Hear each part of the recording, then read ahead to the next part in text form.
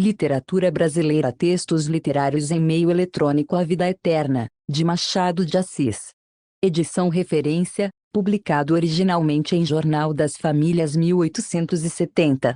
É opinião unânime que não há estado comparável àquele que nem é sono nem vigília, quando, desafogado o espírito de aflições, procura algum repouso às lides da existência. Eu de mim digo que ainda não achei hora de mais prazer, sobretudo quando tenho o estômago satisfeito e aspiro a fumaça de um bom charuto de Havana, depois de uma ceia copiosa e delicada, em companhia de meu excelente amigo o Dr. Vaz, que me apareceu em casa depois de 2 anos de ausência. Fomos eu e ele para a minha alcova, e aí entramos a falar de coisas passadas, como dois velhos para quem já não tem futuro a gramática da vida. Vaz estava assentado numa cadeira de espaldar, toda forrada de couro, igual às que ainda hoje se encontram nas sacristias, e eu estendi-me em um sofá também de couro. Ambos fumávamos 2 excelentes charutos que me haviam mandado de presente alguns dias antes. A conversa, pouco animada ao princípio, foi esmorecendo cada vez mais, até que eu e ele, sem deixarmos o charuto da boca, cerramos os olhos e entramos no estado a que aludi acima, ouvindo os ratos que passeavam no forro da casa, mas inteiramente esquecidos um do outro. Era natural passarmos dali ao sono completo, e eu lá chegaria, se não ouvisse bater a porta 3 fortíssimas pancadas. Levantei-me sobressaltado. Vaz continuava na mesma posição, o que me fez supor que estivesse dormindo, porque as pancadas deviam ter-lhe produzido a mesma impressão se ele se achasse meio acordado como eu. Fui ver quem me batia à porta. Era um sujeito alto e magro embuçado em um capote. Apenas lhe abri a porta, o homem entrou sem me pedir licença, e nem dizer coisa nenhuma. Esperei que me expusesse o motivo da sua visita, e esperei debalde, porque o desconhecido sentou-se comodamente em uma cadeira, cruzou as pernas, tirou o chapéu e começou a tocar com os dedos na copa do dito chapéu uma coisa que eu não pude saber o que era, mas que devia ser alguma sinfonia de doidos, porque o homem parecia vir direitinho da Praia Vermelha. Relanceei os olhos para o meu amigo, que dormia a sono solto na cadeira de espaldar. Os ratos continuavam a sua saturnal no forro. Conservei-me de pé durante poucos instantes a ver se o desconhecido se resolvia a dizer alguma coisa, e durante esse tempo, apesar da impressão desagradável que o homem produzia em mim, examinei-lhe as feições e o vestuário. Já disse que vinha embrulhado em um capote. Ao sentar-se, abriu-se-lhe o capote, e vi que o homem calçava umas botas de couro branco, vestia calça de pano amarelo e um colete verde, cores estas que, se estão bem numa bandeira, não se pode com justiça dizer que adornem e aformoseiem o corpo humano. As feições eram mais estranhas que o vestuário. Tinha os olhos vesgos, um grande bigode, um nariz à moda de César, boca rasgada, queixo saliente e beiços roxos. As sobrancelhas eram fartas, as pestanas longas, a testa estreita, coroando tudo a uns cabelos grisalhos e em desordem. O desconhecido, depois de tocar a sua música na copa do chapéu, levantou os olhos para mim, e disse-me: "Sente-se, meu rico senhor."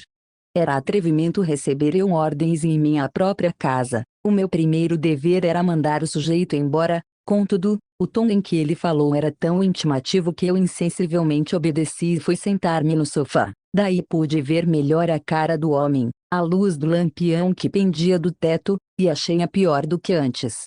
Chamo-me Tobias e sou formado em matemáticas. Inclinei-me levemente.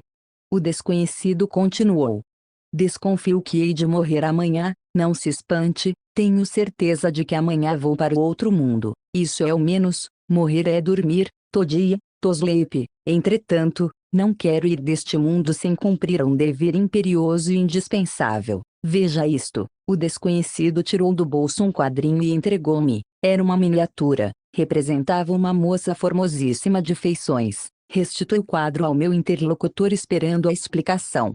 "Esse retrato", continuou ele olhando para a miniatura, "é de minha filha Eusébia, moça de 22 anos, senhora de uma riqueza igual a de um creso, porque é a minha única herdeira." Eu me espantaria do contraste que havia entre a riqueza e a aparência do desconhecido se não tivesse já convicção de que tratava com um doido. O que eu estava a ver era o meio de pôr o homem pela porta fora, mas confesso que receava algum conflito, e por isso esperei o resultado daquilo tudo.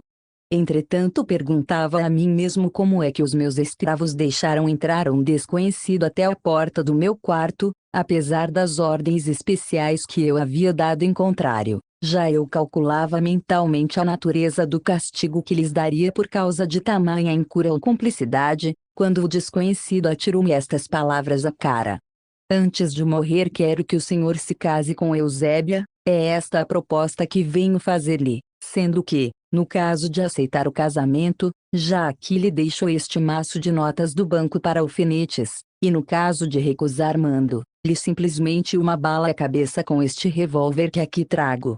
E pôs à mesa um maço de bilhetes do banco e o revólver engatilhado. A cena tomava um aspecto dramático. O meu primeiro ímpeto foi acordar o doutor Vaz, a ver-se ajudado por ele punha o homem pela porta fora, mas receei, e com razão, que vendo um gesto meu nesse sentido, o desconhecido executasse a segunda parte do seu discurso. Só havia um meio: ladear.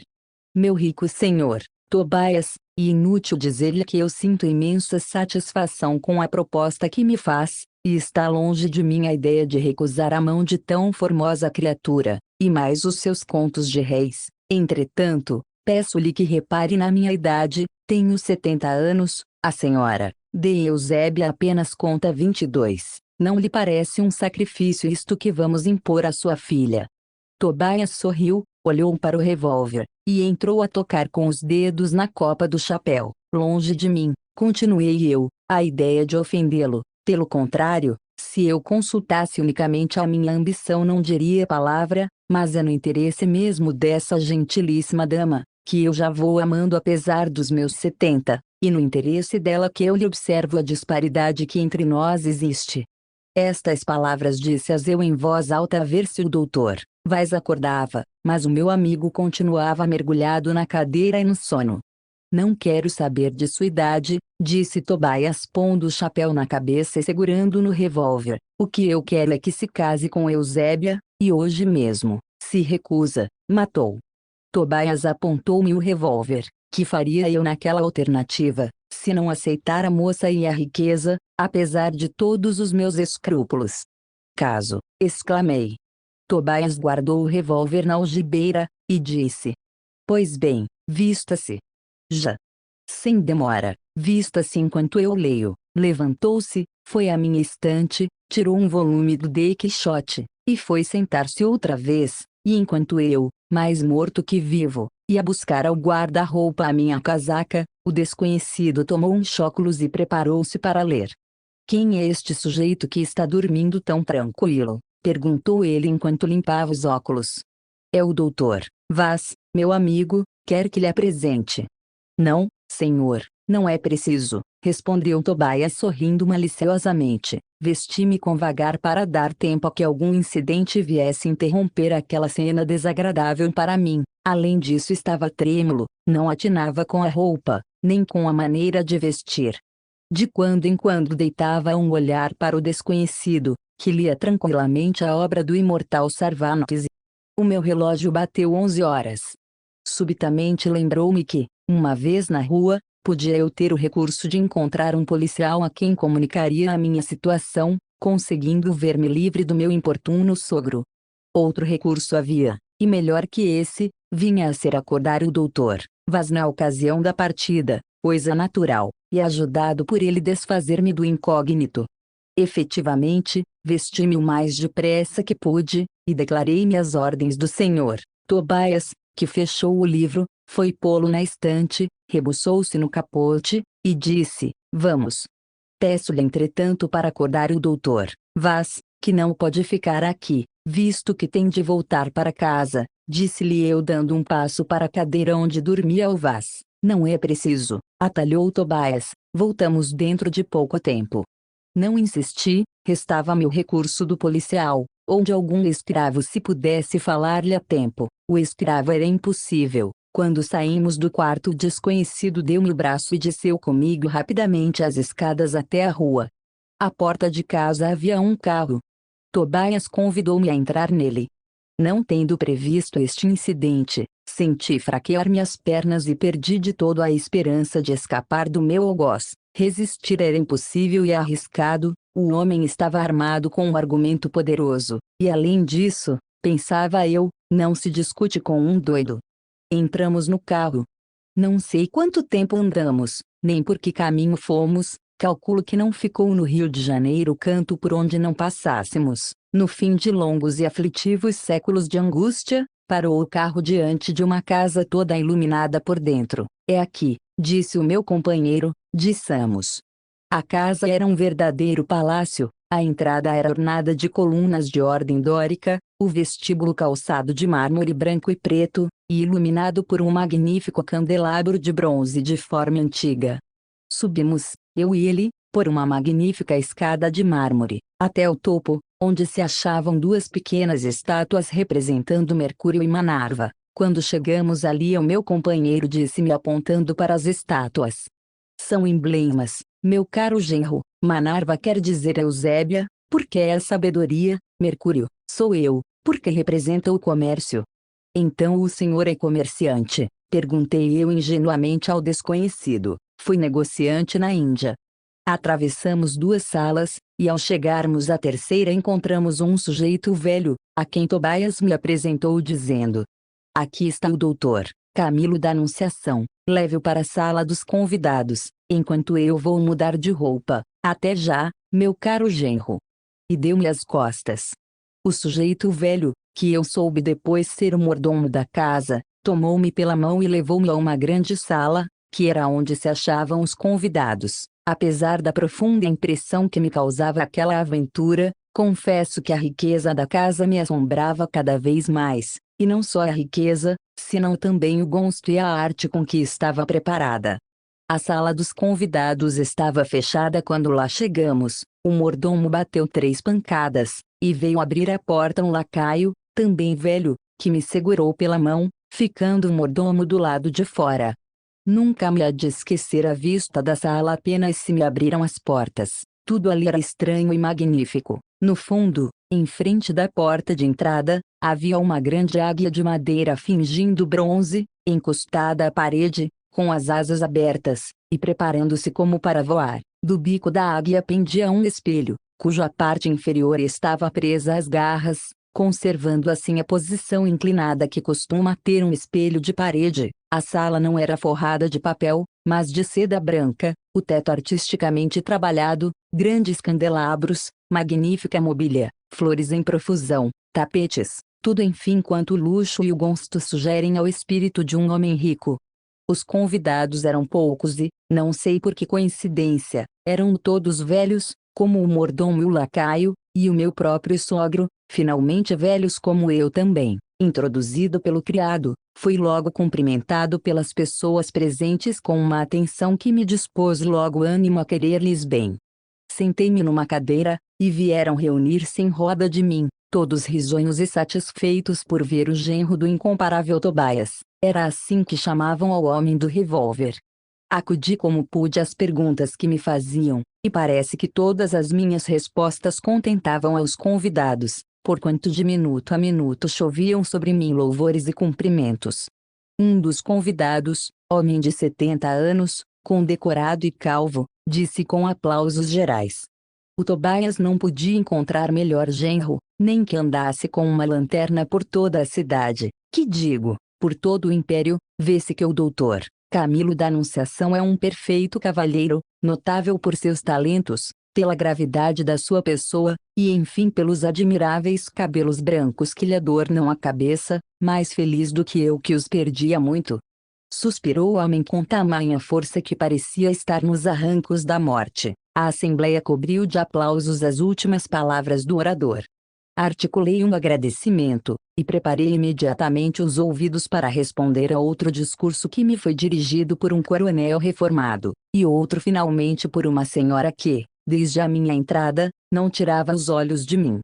Senhora Condessa, disse o coronel quando a senhora acabou de falar, confesse-se que os rapazes de hoje não valem este respeitável ancião, futuro genro do incomparável Tobias.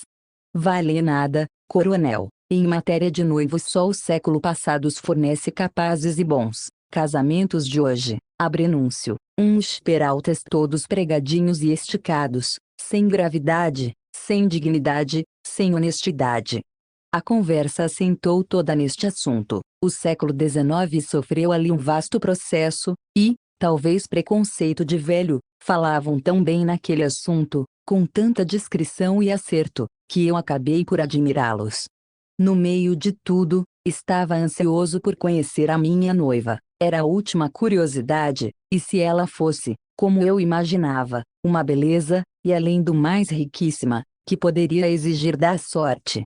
Aventurei uma pergunta nesse sentido a uma senhora que se achava ao pé de mim em frente à condessa. Disse-me ela que a noiva estava no toucador, e não tardava muito que eu a visse. Acrescentou que era linda como o sol.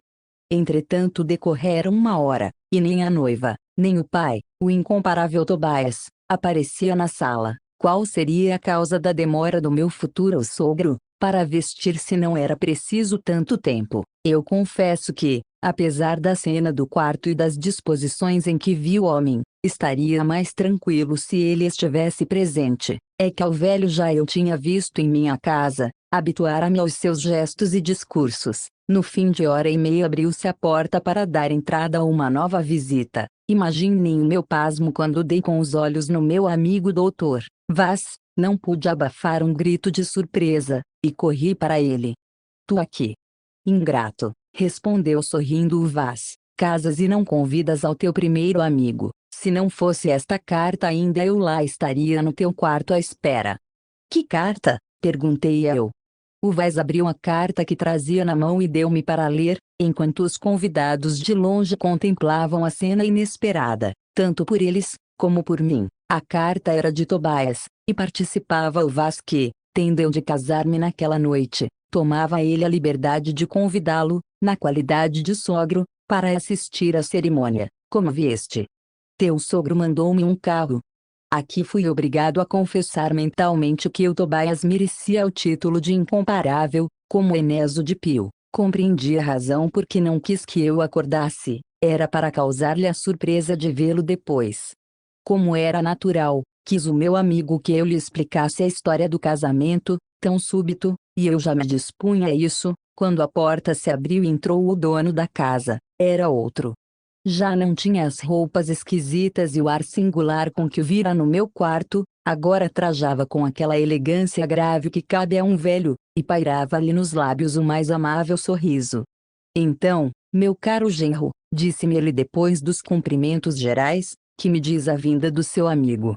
Digo, meu caro sogro, que o senhor é uma pérola, não imaginará talvez o prazer que me deu com esta surpresa, porque o Vaz foi o meu primeiro amigo. Aproveitei a ocasião para o apresentar a todos os convidados, que foram de geral acordo em que o doutor Vaz era um digno amigo do doutor Camilo da Anunciação. O incomparável Tobias manifestou o desejo e a esperança de que dentro de pouco tempo ficaria a sua pessoa ligada de nós ambos, por modo que fôssemos todos designados, os três amigos do peito.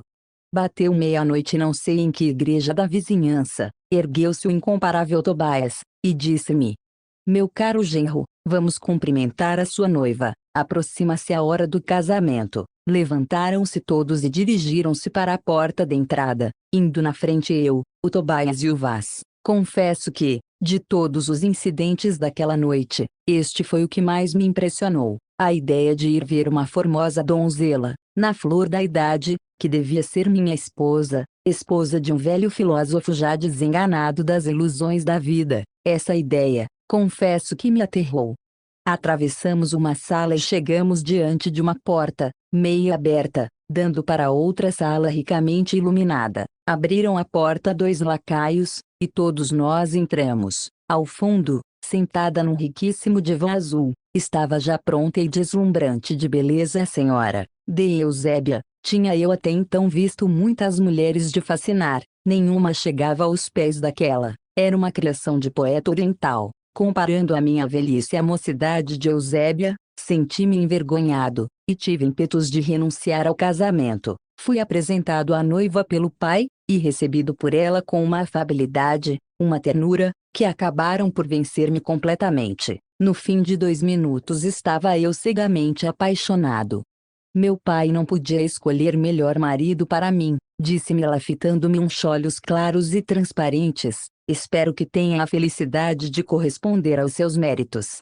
Balbuciei uma resposta, não sei o que disse, tinha os olhos embebidos nos dela. Eusébia levantou-se e disse ao pai: Estou pronta. Pedi que Vaz fosse uma das testemunhas do casamento, o que foi aceito. A outra testemunha foi o coronel. A condessa serviu de madrinha. Saímos dali para a capela, que era na mesma casa, e pouco retirada, já lá se achavam o padre e o sacristão. Eram ambos velhos como toda a gente que havia em casa, exceto Eusébia. Minha noiva deu sim com uma voz forte, e eu com voz fraquíssima. Pareciam invertidos os papéis. Concluído o casamento, ouvimos um pequeno discurso do padre acerca dos deveres que o casamento impõe e da santidade daquela cerimônia. O padre era um poço de ciência e um milagre de concisão, disse muito em pouquíssimas palavras. Soube depois que nunca tinha ido ao parlamento. A cerimônia do casamento seguiu-se um ligeiro chá e alguma música. A condessa dançou em minueto com o velho condecorado, e assim terminou a festa. Conduzido aos meus aposentos por todos os convidados, soube em caminho que o Vaz dormiria lá, por convite expresso do incomparável Tobias, que fez a mesma fineza aos circunstantes. Quando me achei só com a minha noiva, caí de joelhos e disse-lhe com a maior ternura: tanto vivi para encontrar agora, já quase no túmulo, a maior ventura que pode caber ao homem, porque o amor de uma mulher como tu é um verdadeiro presente do céu. Falo em amor e não sei se tenho direito de o fazer, porque eu sou velho, e tu, cale-se, disse-me Eusébia assustada. E foi cair num sofá com as mãos no rosto. Espantou-me aquele movimento, e durante alguns minutos fiquei na posição em que estava, sem saber o que havia de dizer. Eusébia parecia estar chorando. Levantei-me afinal, e acercando-me do sofá, perguntei-lhe que motivo tinha para aquelas lágrimas. Não me respondeu. Tive uma suspeita, imaginei que Eusébia amava alguém, e que, para castigá-la do crime desse amor, obrigavam-na a casar com um velho desconhecido a quem ela não podia amar.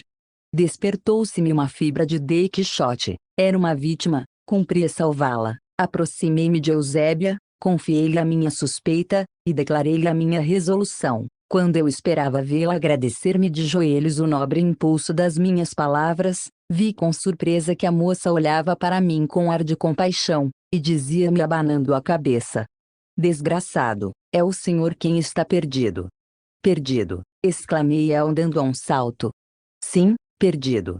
Cobriu-se-me a testa de um suor frio, as pernas entraram a tremer-me, e eu para não cair assentei-me ao pé dela no sofá. Pedi-lhe que me explicasse as suas palavras. Por que não? Disse ela. Se lhe ocultasse seria cúmplice perante Deus, e Deus sabe que eu sou apenas um instrumento passivo nas mãos de todos esses homens e, escute, o Senhor é o meu quinto marido. Todos os anos, no mesmo dia e à mesma hora, dá-se nesta casa a cerimônia que o Senhor presenciou. Depois, todos me trazem para aqui com o meu noivo, o qual? O qual? Perguntei eu suando. Leia, disse Eusébia indo tirar de uma cômoda um rolo de pergaminho. Há um mês que eu pude descobrir isto, e só há um mês tive a explicação dos meus casamentos todos os anos. Abri trêmulo o rolo que ela me apresentava, e li fulminado as seguintes linhas: Elixir da eternidade, encontrado numa ruína do Egito, no ano de 402, em nome da águia preta e dos 7 meninos do setentrião, salve. Quando se juntarem 20 pessoas e quiserem gozar do inapreciável privilégio de uma vida eterna, devem organizar uma associação secreta, e cear todos os anos no dia de S. Bartolomeu, um velho maior de 60 anos de idade, assado no forno, e beber vinho puro por cima. Compreende alguém a minha situação? Era a morte que eu tinha diante de mim, a morte infalível, a morte dolorosa. Ao mesmo tempo era tão singular tudo quanto eu acabava de saber, parecia-me tão absurdo o meio de comprar a eternidade com um festim de antropófagos, que o meu espírito pairava entre a dúvida e o receio, acreditava e não acreditava, tinha medo e perguntava por quê. Essa é a sorte que o espera, Senhor. Mas isto é uma loucura, exclamei, comprar a eternidade com a morte de um homem. Demais, como sabe que este pergaminho tem relação?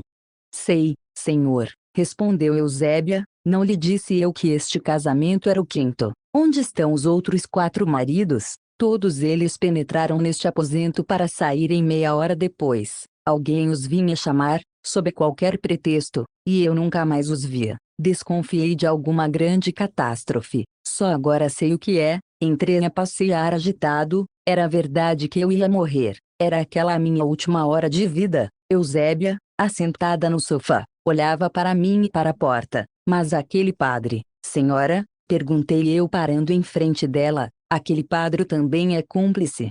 É o chefe da associação. É a senhora, também é cúmplice, pois que as suas palavras foram um verdadeiro laço, se não fossem elas eu não aceitaria o casamento. Ai, senhor, respondeu Eusébia lavada em lágrimas, sou fraca, isso sim, mas cúmplice, jamais. Aquilo que lhe disse foi-me ensinado. Nisto houve um passo compassado no corredor, eram eles naturalmente. Eusébia levantou-se assustada e ajoelhou-se meus pés, dizendo com voz surda, não tenho culpa de nada do que vai acontecer, mas perdoe-me a causa involuntária. Olhei para ela e disse-lhe que a perdoava. Os passos aproximavam-se. Dispus-me a vender caro a minha vida, mas não me lembrava que, além de não ter armas, faltavam-me completamente as forças. Quem quer que vinha andando chegou à porta e bateu. Não respondi logo, mas insistindo de fora nas pancadas, perguntei. Quem está aí? Sou eu, respondeu-me Tobias com voz doce. Queira abrir-me a porta. Para quê? Tenho de comunicar-lhe um segredo. A esta hora. É urgente. Consultei Eusébia com os olhos. Ela abanou tristemente a cabeça. Meu sogro, adiemos o segredo para amanhã. É urgentíssimo, respondeu Tobias, e para não lhe dar trabalho eu mesmo abro com outra chave que possuo. Corri à porta, mas era tarde. Tobias estava na soleira, risonho como se fosse entrar num baile. Meu caro genro, disse ele, peço-lhe que venha comigo à sala da biblioteca, tenho de comunicar-lhe um importante segredo relativo à nossa família. Amanhã, não acha melhor, disse eu. Não, há de ser já. Respondeu Tobias franzindo a testa, não quero. Não quer, pois há de ir. Bem sei que sou o seu quinto genro, meu caro senhor, Tobias. Ah, sabe, Eusébia contou-lhe os outros casamentos, tanto melhor. E, voltando-se para a filha, disse com frieza de matar. Indiscreta, vou dar-te o prêmio. Senhor Tobias, ela não tem culpa. Não foi ela quem lhe deu esse pergaminho. Perguntou Tobias apontando para o pergaminho que eu ainda tinha na mão. Ficamos aterrados.